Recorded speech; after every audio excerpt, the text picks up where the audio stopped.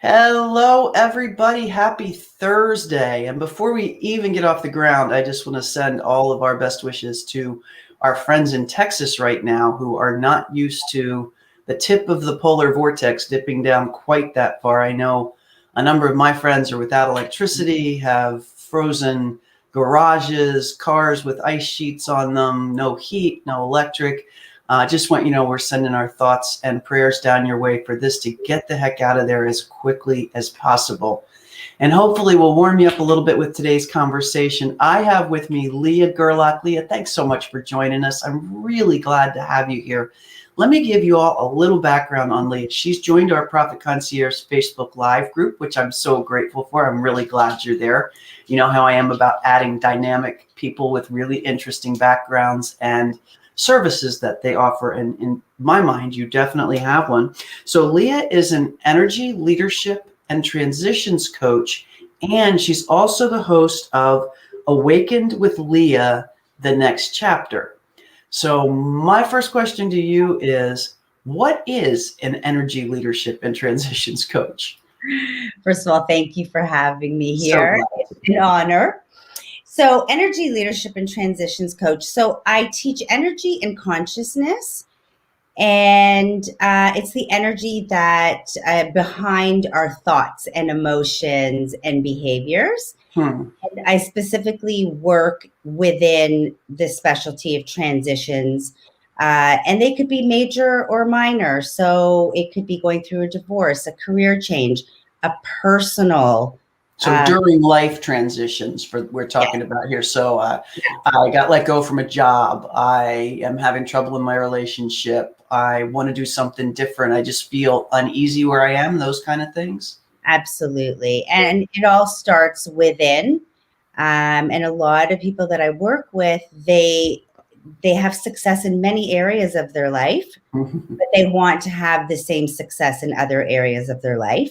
Or on the outside, they appear to be, doing okay, but on the inside, they'd like the inside to match the outside. Put it that way. Got it. Yeah. Got it. How do people generally self-identify to you like, hey, I need help here? Or do you work with them in another way and recognize that this is something they need? Like one of the things you said, I mean, I definitely resonate with, and that is, something's going great in one part of my life and I'll let something go in the other part of my life.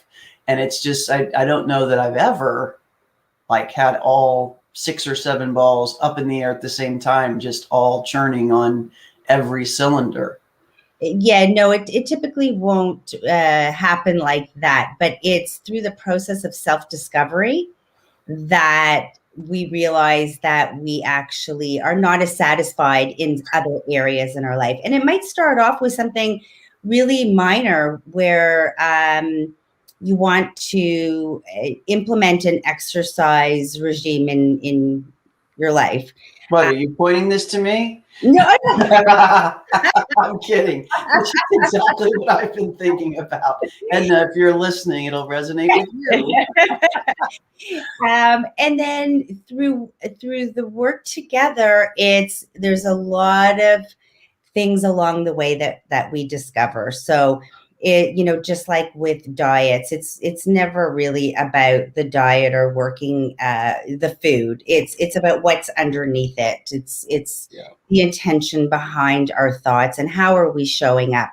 And that's the whole energy part that I do, is showing people where their energy is at and where it can be. Yeah.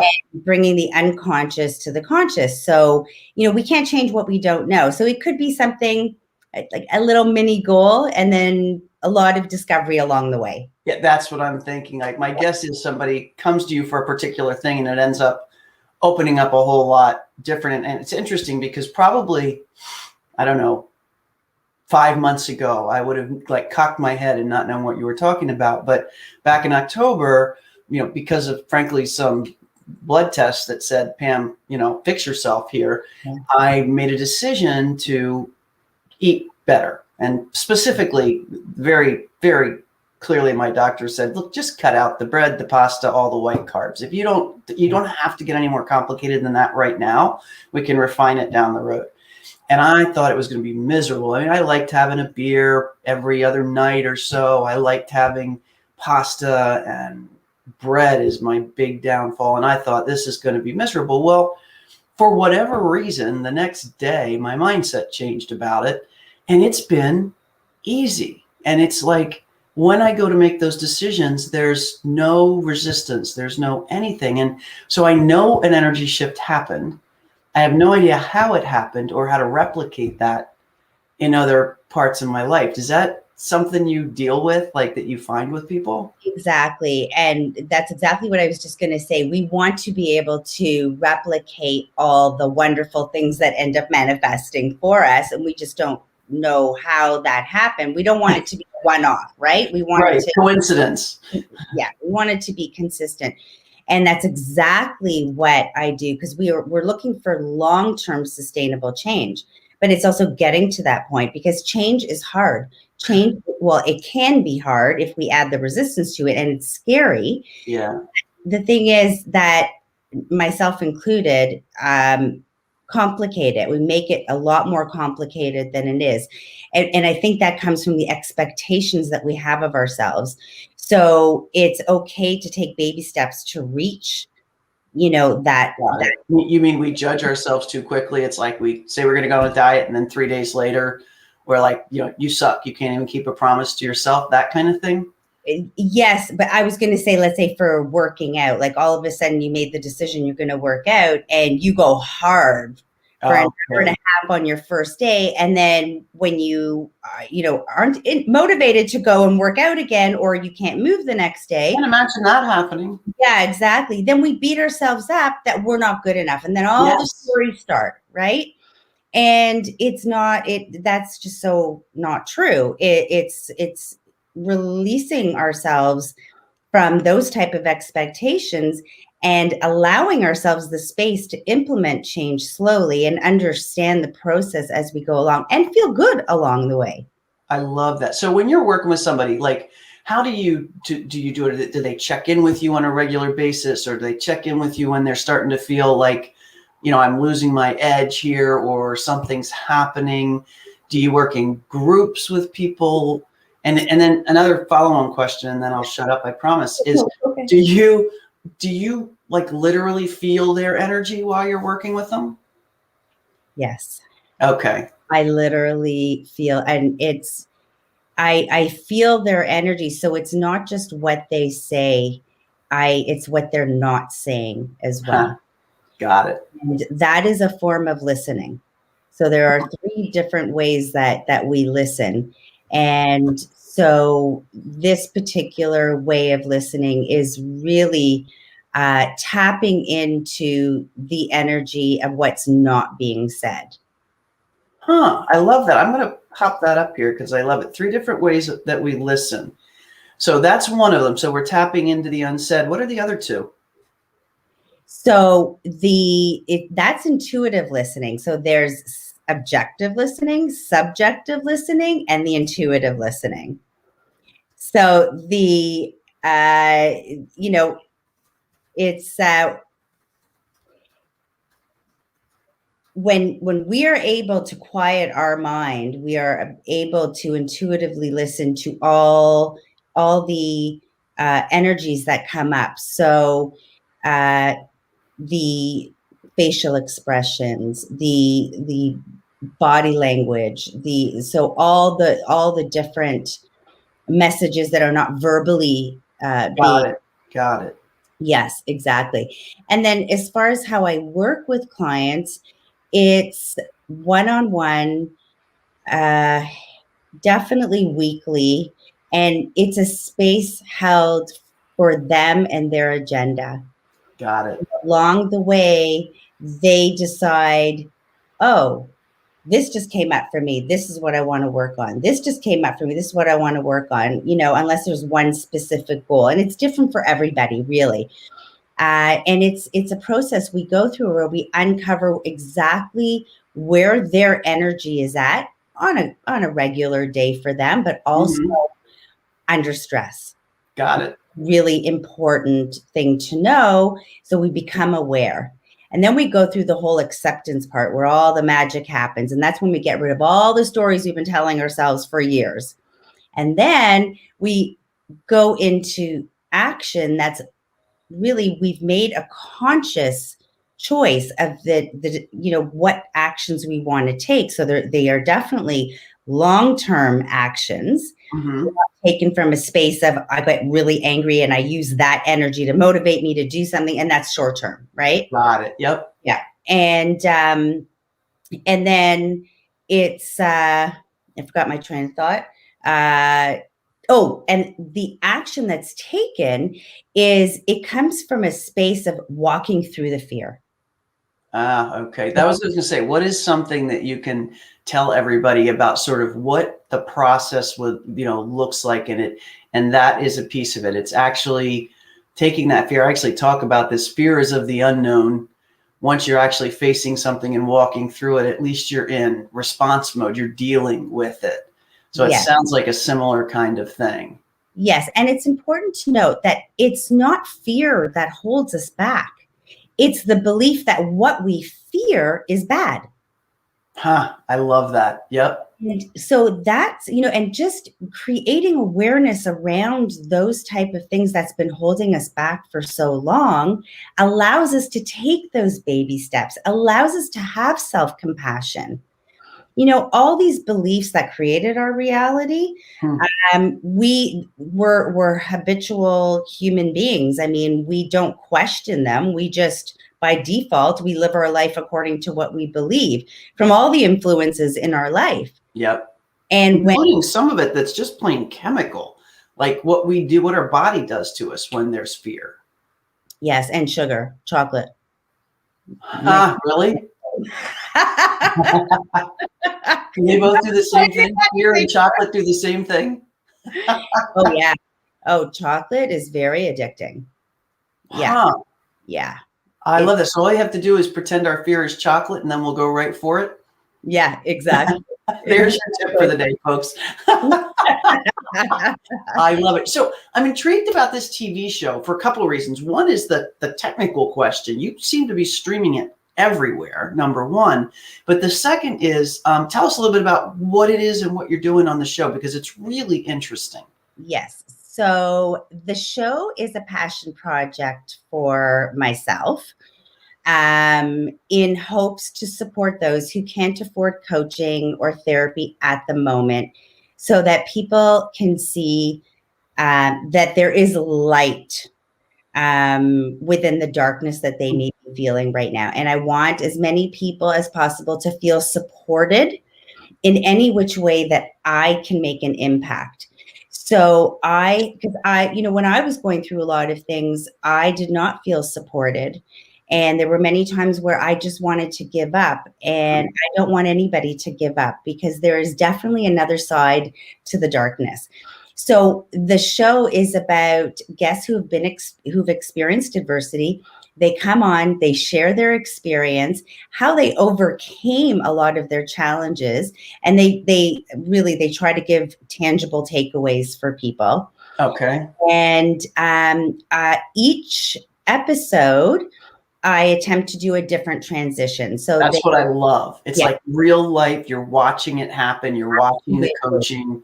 So you can take the even if you can't afford the actual coaching, you can take the skill you learned that day or watch happen and use it.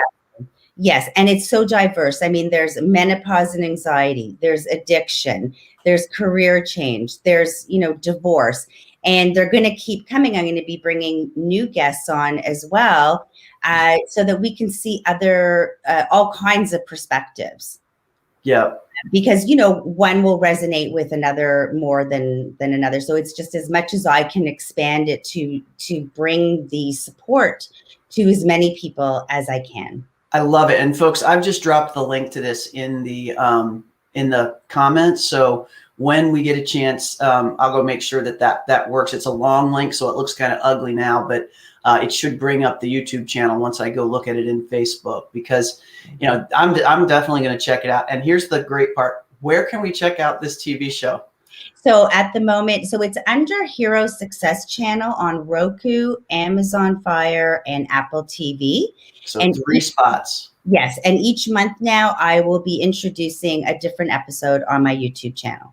Oh, I love it. So we'll be able to catch at least one a month on your YouTube too. Yes. For people like me who are technically challenged and don't necessarily know how to get to those other places. Because it is true. So how long have you been doing this work?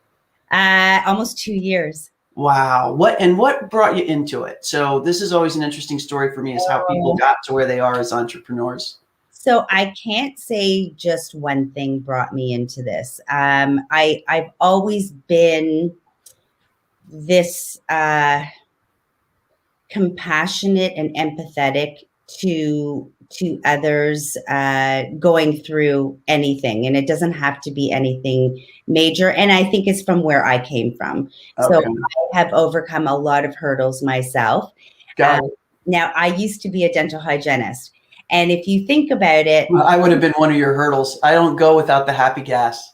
okay. So, and I was just going to say, so if you think about it, a lot of people have a lot of fear around coming to the dentist.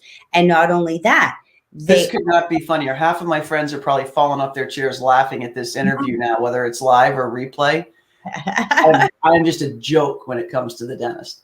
there's a lot of fear, myself included, and there's a lot of resistance to the judgment that people feel. And I know that firsthand because I've had patients tell me that one of their issues is that every time they come, they feel judged. Did you floss? Why don't you floss? Did you, you know? Oh, geez, I didn't even think about that. Yes. And so I had a different perspective, and I met them where they were at. And, basically I wasn't born flossing, and I didn't start flossing until I went to school for hygiene. It's true, right? So it's about figuring out ways that work for you. It's just like with self-development. Everybody's going to have, their input, their opinion about what you should do and how you should do it. Yeah. And it's about, tapping into your intuition and what feels right for you. So I would come up with tricks and ways of, how do I floss more? Because guess what? I'm guilty too. Yep. I'm exhausted. I just want to go to sleep. As I figured it out, I would teach it to them. And that's what I do with coaching. I keep an open mind to always learn and grow. And I bring that to anybody that's in my space, whether I'm coaching them or not. Love it. Well, that is awesome. And the thing I like about this with the TV show is you're automatic. This is part of the community I'm really trying to cultivate here is, you already decided you're giving back while you're still building your business. And I just think that's tremendous. And it's something I see a lot of entrepreneurs today doing. It's not like they wait to make their fortune and then start the return. It's doing it in tandem. I'm doing this for this reason. Part of what I'm earning, I want to go to build out this service. And there's so many people going through, we've all gone through transitions. They just weren't ever addressed before. It was always kind of taboo to even talk about these things. Like, in my case with finances for people, a lot of them are really ashamed of their money issues and stories. And one of the things that I do regularly is tell people that every single person's got an embarrassing money story, and yours is by no way the worst. And by the way, there's no judgment tape anyway. There isn't a best and worst money story. There's just how we grew up with it. And transitioning through some of the trauma around that is really important for folks, which is another reason I wanted to talk to you, because with, people that I talk to a lot, thousands of entrepreneurs on stages, that kind of thing, they'll find me in the hall and go, hey, let me just talk to you over here. I don't actually want to, come to you in public, but let me tell you this thing. Yeah. And it's just so refreshing to see that you're reaching out with something publicly that says, this is okay. We all go through this stuff. Oh, yeah, absolutely. And, I'm actually reading the book, The Energy of Money. And check that one out. Yeah, it's an amazing book because I'm all about energy. And what energy are we bringing when it comes to our finances or any, situation within that? And, oh, yeah, fear of judgment around, especially like after a divorce. So, yeah, I've seen that. Yeah.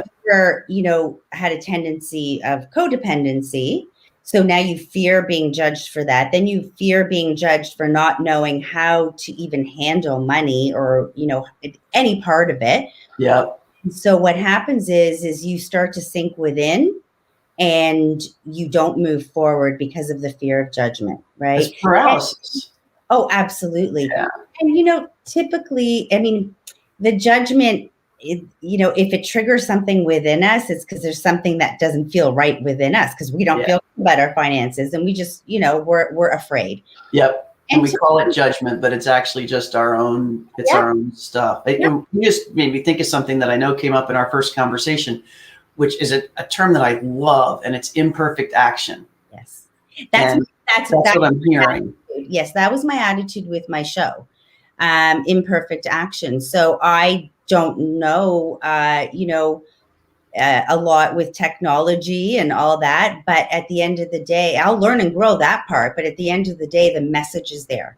Yeah, and I love it because it's so funny. When we first talked, you were rattling off all these TV stations and what you were doing. I'm like, wow, this lady's tech savvy. I started ducking, going, I got to get my act together. I can't do all this. But and you'll see that in my show, and that's okay because my intention, my passion was stronger than my fear and my imperfections and all my worries and all that. Great example. God, what a great example. And the truth is, what other people judge about us, and I had to learn this, okay? Mm-hmm. What other people judge about us, the way to have compassion towards that, or even towards ourselves when we judge ourselves, they are coming to this world, to circumstances, to people based on their perspective.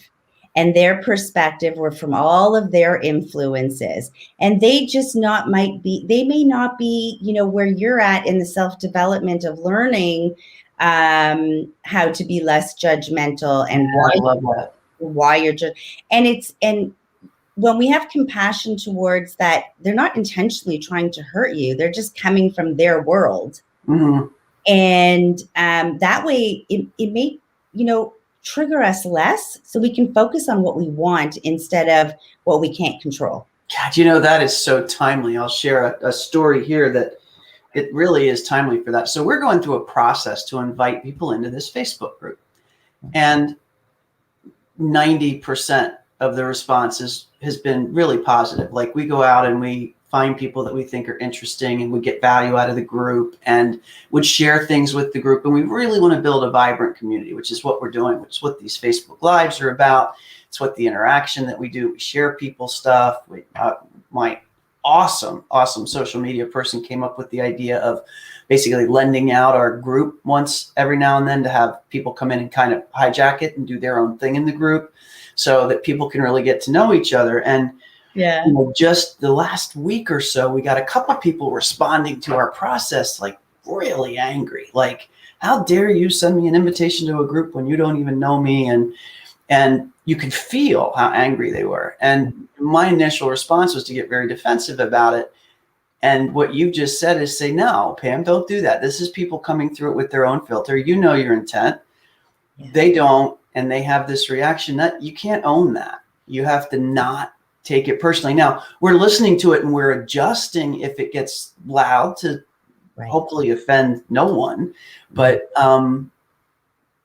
to do that in a different way than taking it personally is what I really heard you just say right now. There's no coincidence that came up. And so, being open to hearing what people say, fantastic. But when you know that your intentions are intact with your values and what your purpose was of the entire process, then typically, I'll give you an example. I do an attitudinal assessment that I provide for people. Now, if their energy is in a very resentful, angry, frustrated space, they would typically respond to the results of the assessment from that energy space. Got it. So it's nothing to take personal. It's that I'm fully aware that that's where they may sit when they hear things they don't want to hear. And so it's again, it all comes down to you have to start with awareness. We need to be aware in order not to take things personally. And what happens is in the beginning, we become aware and then it's like, oh, you catch yourself, right? Oh my God, did I go through all the emotions? I Yeah. drafted about 8 responses that I deleted. Yeah. 2 of them I probably am still not very proud of how I responded. You know, so I feel you there. But you know what happens because you're aware of that each time you get closer and closer to really responding as opposed to reacting. And I love that. it doesn't even happen anymore. And if it does, you do not stay in that space for very long. I like that. And that is true. I don't stay there as long anymore. And I love that distinction, respond instead of react. And like when I was younger, like people who knew me when I was in my 20s and 30s would probably never recognize me now because I was ready, shoot, aim just all the time. And I do feel it's so much more peaceful now to just push through like very quickly through whatever that reaction is without actually doing it. Yeah. And like I said, I succeed about 50% of the time. The other 50, I'm still a jerk. But it's so much nicer living that way because you're not worrying about, you just don't take it in. No. And at the end of the day, I mean, we all want to just feel that peace and calm. But, you know, if a little trick that I do in the heat of the moment of anything. Oh, cool. You want to, first of all, be an observer, be a detective, be curious. Okay. If somebody triggers you, take a step back and definitely breathe. And I always thought breathing was poo-poo, but I'll tell you something. Breathing is important. But what happens is if you ask yourself, ooh, what's coming up for me right now? What emotion's coming up for me? And what thoughts am I having that is causing this emotion? Just that little process in 2 seconds helps you, first of all, breathe and actually connect. I'm feeling like this because I'm thinking this, and I have a choice right now. And basically, but you become more aware. Oh, I love that. So you make yourself a third-party observer of you. Exactly. And then once you get into the science of that, like I'm a numbers geek. Once I got into observing it as, oh, this is interesting, it definitely would distract me from. Yeah. And typically when we connect, I'm feeling like this because I'm thinking this, and what thought could I have right now that will allow me to respond? And then you could work it all out later. I love that. In the moment. Yeah. That is like an accountant's perfect answer. It's like just step back and look at the numbers for a minute and see what they're telling you. And then respond. That right there is gold. We have gotten our gold nugget out of this one, guys. That is awesome. So I have to tag this time in the thing because that's just great advice. And if we can catch ourselves quickly enough to just step out and go, that's intriguing. Look at that reaction. And remember, nobody can push a button that you don't have. So instead of blaming the world that because you did this, this is how come I feel like that. I have the button. Yeah, we can't, we can't push a button we don't have. So, I mean, you take 2 people and you say, let's say two short people, and you say to one of them, you make fun of them and you call them short, and it just flies off. Like they're not reactive at all because it doesn't bother them. But the other short person who it really bothers them that they're short and you call them short, woo. I love that. Have a reaction. 2 gems in the last 3 minutes of this conversation, folks. Nobody can push a button we don't have. That is so true. And that means look at you first. Number one, you're going to be a lot more interesting than that person that you want to be mad at. Yes. Because we're always more interested in ourselves and our reactions. But number 2, because it's clearly something in you that's the problem here. Not that you've done something wrong even, just that there's a button they've pushed that. Yeah. And I never, there's no problems. There's only opportunities to learn from something we just discovered. And don't want to feel. And so our emotions, our negative emotions are gifts because they get us the clues as to that, what we want, what we don't want, if we are in a position that is aligned with our values or not. So they're actually gifts. And same with anything that you call negative is a gift, because that's how we get clarity. Yeah. So use it as a road sign. Absolutely. And recognize that, hey, this isn't the way I like to feel. There's clearly something going on that I need to pay attention to inside of me. But with self-compassion, sorry for interrupting you, with self-compassion. Got it. It's not about beating yourself up. It's about actually putting a smile on your face, knowing that that means you're one step further and closer to whatever it is you desire, right? Love that. Yeah. And that is fantastic. And I've got my own therapy session today, folks. I don't know about you, but whether you're watching live or you're watching this on the replay, I really hope you've listened through to the end, because that was a ton of gold at the end. And Lea, thanks so much for sharing in the group. We all go through these struggles, and it's so neat to know there's someone in our midst who is an expert at helping us deal with it. And we're going to drop in the comments also where you can go look at these YouTubes. And then a little later, Lea said she's going to drop a couple other things in there for us as resources. So if this has resonated with you, reach out to Lea, give her a thank you for jumping on the Facebook Live. I am grateful that you jumped on. And like I said, I'm walking away with a lot from this. So thank you so much for joining us today. Thank you so much for having me. And nobody should feel alone. I love it. Best last words. Yeah. Best last words. Well, awesome. Thank you again. You guys have a fantastic Thursday and weekend. I'll see you here again next Tuesday. And Lea, I'll see you on your TV show. I can't wait. Great. Thank you. Take care, everybody. Bye.